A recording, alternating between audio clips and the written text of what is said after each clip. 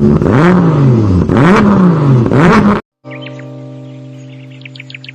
भाई, आ गया दिनेश पेप्सी पानी पूरी वाला। आइए आइए और पेप्सी पानी पूरी खाइए। पानी पूरी खाने का एक नया अंदाज। आइए आइए। दिनेश जैसे बाजार में अपना ठेला लाते हुए आवाज लगा रहा होता है तो पहले से ही वहाँ खड़े पानी पूरी वाले उसका मजाक उड़ाते हैं। पेप्सी पानी पूरी अब पानी पूरी में पेप्सी डालकर बेचेगा क्या ये आदमी है? अरे लोग तो ऐसी पानी पूरी चखते ही उल्टियाँ करने लगेंगे भैया। सही कह रहा है भोला तू। देखना तू 10 दिन भी नहीं टिकेगा यहाँ पे। सभी पानी पूरी वाले उसका मजाक उड़ा रहे थे, लेकिन ग्राहक उसकी तरफ हैरानी से देख रहे थे। अरे देख तो नेहा, कोई नया पानी पूरी वाला आया है। चल तो सही, इसकी पेप्सी वाली पानी पूरी चख कर आए, आखिर ये होती कैसी है। हाँ हाँ चल। अरे भैया जरा हमरे लिए एक एक प्लेट लगाना तो। वैसे कितने का एक प्लेट? जी सिर्फ 20 रुपए प्लेट। फिर जैसे ही काजल और नेहा उस पानी पूरी को अपने मुंह में रखती है, वो तो खुशी से पागल हो उठती है। अरे वाह वाह वाह वाह, इसका पेप्सी वाला पानी पूरी तो बड़ा ही कमाल का है रे। क्या स्वाद है, मजा ही आ गया। क्या लाजवाब मजेदार पानी पूरी है। अरे इसके आगे तो सबकी पानी पूरी फेल है। सुनो भाइयों बहनों, इस पेप्सी पानी पूरी वाले की पानी पूरी तो लाजवाब है। सब खाओ, दिल खोल कर खाओ, लेकिन भैया हमरे लिए पहले एक एक प्लेट और लगाओ। उन दोनों के इतना कहते ही दिनेश के ठेले के आसपास भीड़ लग जाती है। सभी उसकी पानी पूरी को चखने के लिए बेताब हो जाते हैं। भैया मेरे लिए जल्दी से एक प्लेट लगा दो भैया। अरे अभी तू ठहर भैया, है तू मेरे बाद आया था, पहले मैं खाऊंगा। हाँ भैया मेरा। अरे अरे सब्र करो भाई, सब्र करो। मेरी पेप्सी पानी पूरी तुम सबको मिलेगी, ठीक है? दिनेश की पेप्सी वाली पानी पूरी ने सब पर ऐसा जादू चलाया कि उसका धंधा जोरों से चल पड़ा। उस दिन के बाद वो जैसे ही ठेला लगाता उसकी कमाई शुरू हो जाती। अगर कुछ महीने ऐसे ही कमाई होती रही तो वो दिन दूर नहीं जब मेरे बंटू का इलाज हो जाएगा और वो पूरी तरह ठीक हो जाएगा। बंटू दिनेश का 7 साल का बेटा था और उसके दिल में छेद था। उसके ऑपरेशन के लिए डॉक्टर ने काफी खर्चा बताया था। दिनेश जब भी शाम को घर लौटता तो बंटू अक्सर उससे पूछता, पापा आपने मेरे इलाज के लिए पैसे जोड़ लिए क्या? अब कुछ ही महीनों की बात है बेटा, मैं जल्दी ही तेरे इलाज के लिए पैसे जोड़ लूंगा। ऊपर वाले की दुआ से अपना पेप्सी पानी पूरी का धंधा बहुत अच्छा चल रहा है। सच्ची पापा? फिर तो मैं भी आपके साथ खेल सकूंगा, दौड़ूंगा, भागूंगा और आप देखना फिर तो रेस में मैं ही फर्स्ट आऊंगा। दिनेश की बीवी संध्या जब भी अपने बेटे को ये कहते सुनती तो वो कहती, तू बिल्कुल भी परेशान मत हो बंटू, मैं रोज मंदिर जाकर तेरे ठीक होने के लिए भगवान से प्रार्थना करती हूँ। तू देखना भगवान तुझे बहुत जल्द ठीक कर देंगे। एक दिन दिनेश के ठेले पर हीरो नाम का अधेड़ उम्र का आदमी उसकी पानी पूरी चखने आता है। वो नशे में होता है, तभी उसकी नजर दिनेश के गल्ले पर जाती है। किसी ने ठीक ही कहा था इसके बारे में, इसका गल्ला तो लबालब नोटों से भरा हुआ है भाई। हीरो एक ठग, शराबी और जुआरी किस्म का आदमी था। उसका काम ही लोगों को ये सब बुरी लत लगाना था। दिनेश के भरे गले को देखने के बाद हीरो उससे कहता है, अरे सुना है कि तेरे बेटे को कोई बड़ी बीमारी है, है? और उसके इलाज के लिए तुझे लाखों चाहिए? हाँ भाई सही सुना है, मुझे मेरे बेटे के इलाज के लिए कई सारे पैसों की जरूरत है।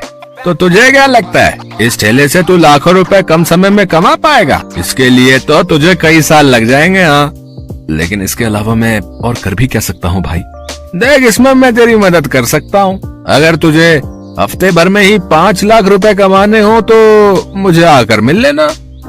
ये रहा मेरा पता, ठीक है ना? अच्छा अब मैं चलता हूँ, ठीक है भाई?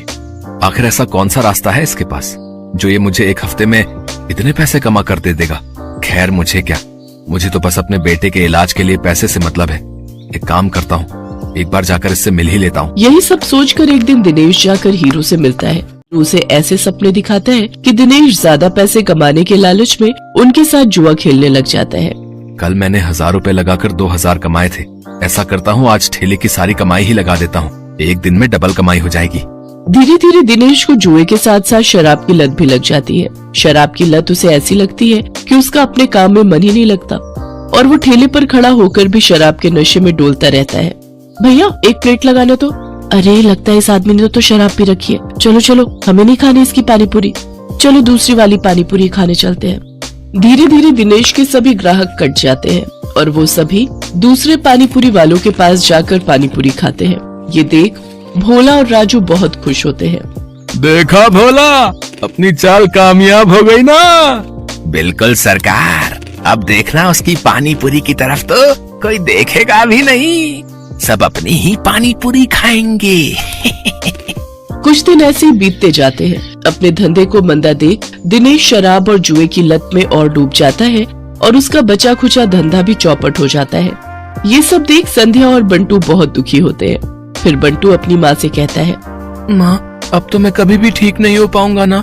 पापा तो अब सारे पैसे शराब और जुए में ही उड़ा देते हैं। तू परेशान मत हो मेरे लाल, बस ऊपर वाले पर भरोसा रख, एक दिन सब कुछ ठीक हो जाएगा। सारा दिन नशे में धुत रहने और धंधा चौपट होने के कारण दिनेश के घर में खाने पीने के भी लाले पड़ जाते हैं। माँ, अब तो घर में खाने के लिए भी कुछ नहीं बचा। अब तो लगता है भूख से ही हम सब मर जाएंगे। ऐसा नहीं कहते मेरे बच्चे, सुख दुख तो जीवन का हिस्सा है। आज बुरा वक्त आया है, कल अच्छा वक्त भी आएगा। ऐसे ही कुछ समय और बीत जाता है। फिर एक दिन उस बाजार में एक आदमी आता है जो सबको पर्चे बांट रहा होता है। तभी वो दिनेश के ठेले पर आता है। अरे सुनो भाई, पेप्सी पानीपुरी वाले, हमारे सेठ मंगल राम चाट भंडार वाले की तरफ से एक प्रतियोगिता होने जा रही है, जिसमें सभी चाट वालों के बीच कंपटीशन होगा।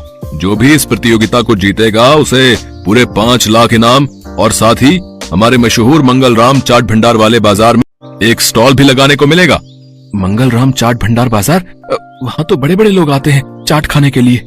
अरे तभी तो कह रहा हूँ, अगर जीत गए तो रोज की अच्छी खासी कमाई होगी और 5 लाख मिलेंगे वो अलग। मंगल राम चाट भंडार कोई ऐसी वैसी जगह नहीं थी, बल्कि शहर का फेमस चाट बाजार था, जहाँ शहर के बड़े बड़े लोग चाट खाने आते थे और कई टूरिस्ट भी वहाँ आते थे।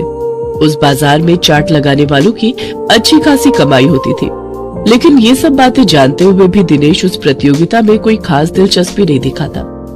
मंगल चाट भंडार है तो मुझे क्या, मैं जहाँ हूँ वहीं ठीक हूँ, मुझे इन सब से कोई फर्क नहीं पड़ता। उधर भोला और राजू उस कंपटीशन के बारे में सुनकर आपस में कहते हैं, सुन भोला, इस कंपटीशन को तू जीते या मैं, मुझे कोई फर्क नहीं पड़ता, बस कोई और नहीं जीतना चाहिए।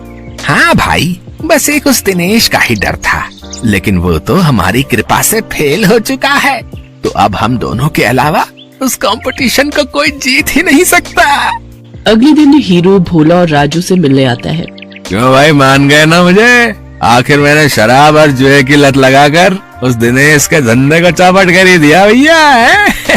तुम्हारे एक बार कहने से ही तुम्हारे दुश्मन को कैसे ढेर कर दिया मैंने।